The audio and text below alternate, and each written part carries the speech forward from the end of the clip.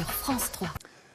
On reparle ce midi d'un des fléaux de l'été, on vous en parle beaucoup dans ces éditions, l'invasion des moustiques en raison des fortes pluies de mai et juin. Hier, on a vu comment certaines villes tentaient d'enrayer le phénomène. Et ce midi, coup de projecteur sur ces sociétés spécialisées dans la destruction de nuisibles. Exemple amer, où un patron de PME a demandé une intervention pour protéger ses propres salariés. Alain Georges et Monet avec Mélior Mouama.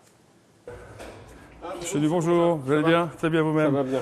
Je passais faire un petit contrôle sur le piège qu'on a mis en place la semaine dernière. Voilà, on va regarder à l'intérieur, voir ce qui se passe. Bruno Bourgeat est en quelque sorte un tueur de moustiques venu vérifier le rendement de ces pièges. Ils ont été posés à la demande de ce chef d'entreprise spécialisé dans la peinture industrielle. Il emploie 60 salariés et s'est engagé dans la protection environnementale.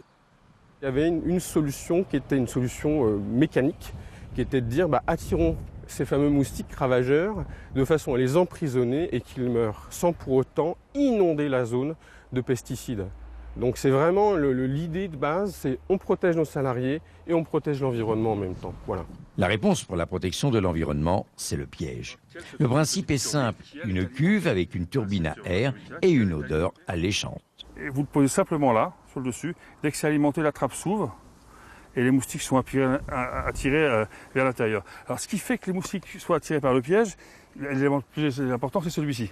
C'est une cartouche d'attractif. Cette cartouche, elle reproduit la sueur humaine. Autre réponse, le larvicide pour les zones plus humides. Lui est biodégradable. Vous avez un étang, vous avez un bassin de rétention. Sur le côté, je dirais presque entre l'eau et la terre, vous semez votre produit comme du gazon, comme ça. Voilà, tout simplement.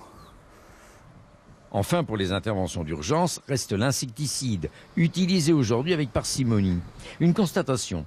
Dans le Loir-et-Cher, il y a 3 entreprises spécialisées dans la destruction des moustiques.